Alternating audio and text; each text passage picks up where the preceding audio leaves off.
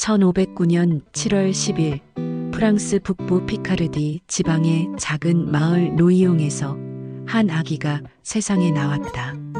그의 이름은 장 코망, 나중에는 존 칼빈으로 불리게 될 아이였다. 그의 아버지 제라르 코망은 지역 주교의 신뢰받는 행정관으로 가톨릭 교회의 안정된 세계 속에서 가족을 이끌었다.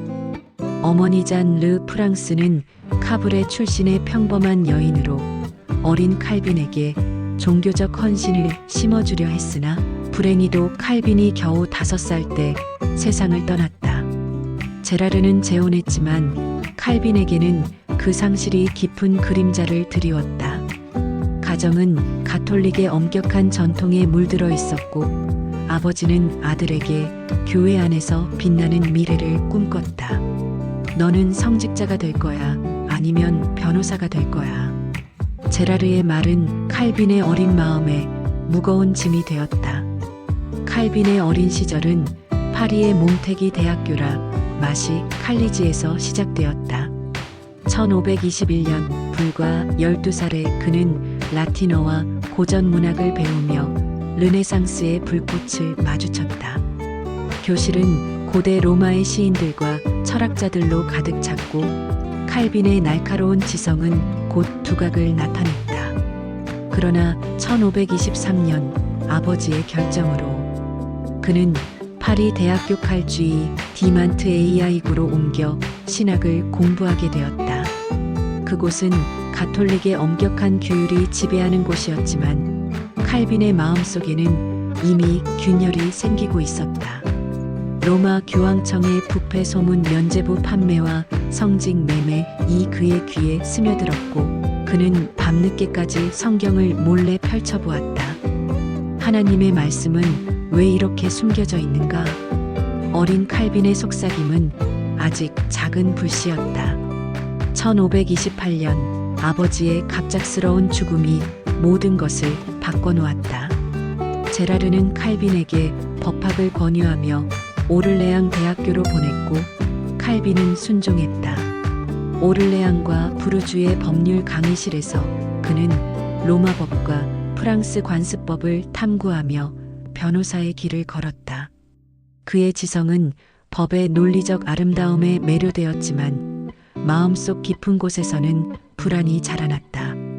로마 순례자들의 이야기 교황의 사치와 면죄부의 어두운 거래가 그의 영혼을 괴롭혔다. 1533년 오를레앙의 한 토론 모임에서 운명적인 순간이 왔다.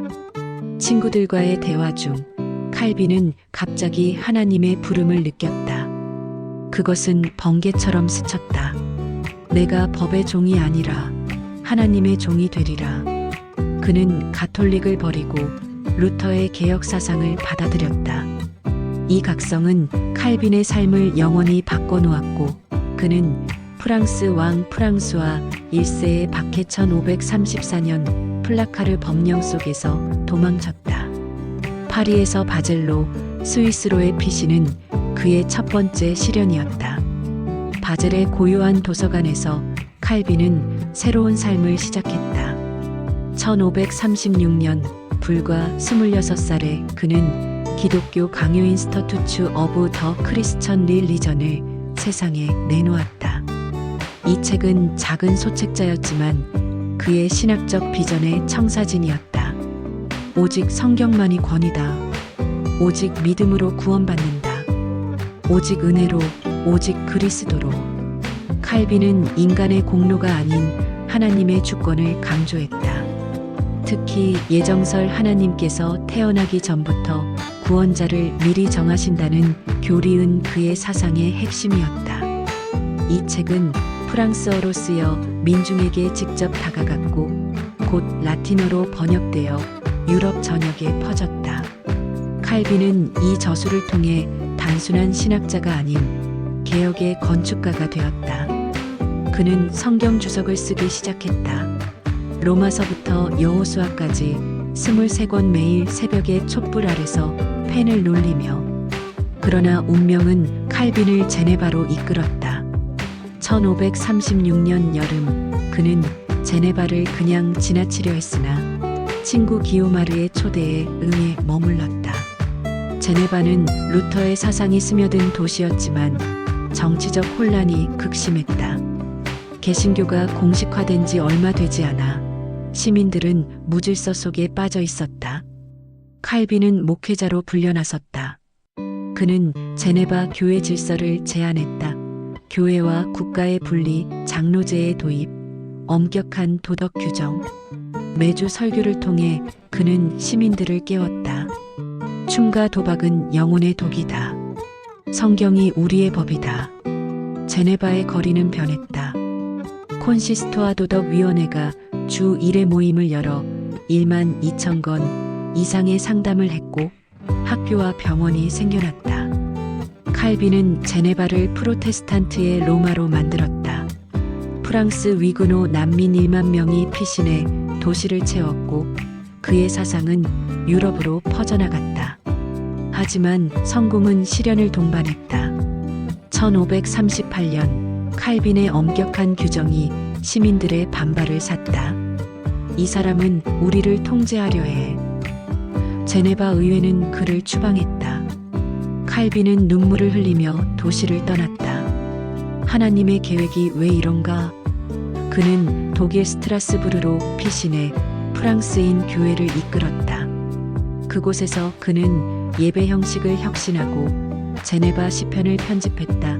프랑스어 성가로 민중의 신앙을 불태웠다. 1540년 그는 미망인 이데트 드 부르와 결혼했다. 그녀는 전쟁의 상처를 안고 있었지만 칼빈의 폐결핵을 간호하며 그의 조용한 동반자가 되었다. 너는 내 인생의 축복이다. 칼빈의 편지에서 그녀에 대한 사랑이 드러났다. 스트라스부르에서의 3년은 그의 성숙기였다. 그는 100회 이상 설교하며 난민들을 돌봤고 루터파와의 화해를 모색했다. 1541년 제네바 시민들의 청원이 도착했다. 돌아오소서 선생님.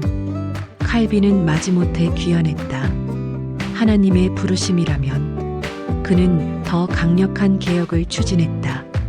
제네바 아카데미를 설립해 1300명 학생을 가르쳤고 기독교 강요의 최종판 1559년을 완성했다. 4권, 80장의 거대 저서. 그러나 1546년 세르베 사건이 그의 어두운 그림자를 드리웠다. 스페인 신학자 미겔 세르베는 삼위일체를 부정해 재판받았고 칼빈의 증언 후 처형되었다. 이단은 공동체를 해친다. 칼빈의 변명이었지만 이는 칼빈의 잔인함이라는 오명을 남겼다. 실제로는 의회 결정이었으나 그의 엄격함이 비난의 화살이 되었다. 건강은 점점 악화되었다. 폐결핵과 위장병이 그를 괴롭혔지만 칼빈은 포기하지 않았다. 매일 새벽 4시에 일어나 설교하고 주석을 썼다. 하나님의 영광만이 내 삶의 목적. 1564년 2월 27일 제네바의 추운 겨울 속에서 그는 5살의 나이로 숨을 거두었다. 장례는 그의 소망대로 간소했다. 검은 옷 한 벌, 빵 한 덩이. 제네바는 눈물로 그를 보냈다. 칼빈의 유산은 그의 죽음과 함께 피어났다. 그의 사상은 스코틀랜드, 영국, 네덜란드로 퍼져 장로교와 청교도를 낳았다. 오늘날 7천만 명이 칼뱅주의를 따른다. 예정설은 논쟁을 불렀지만 소명의 교리는 근면과 자유를 가르쳤다. 칼빈은 엄격한 개혁자였으나 그의 삶은 하나님의 계획 속에서 연결된 여정이었다. 불시에서 요새로, 시련에서 영광으로. 그의 속삭임이 여전히 메아리친다. 믿음으로 나아가라.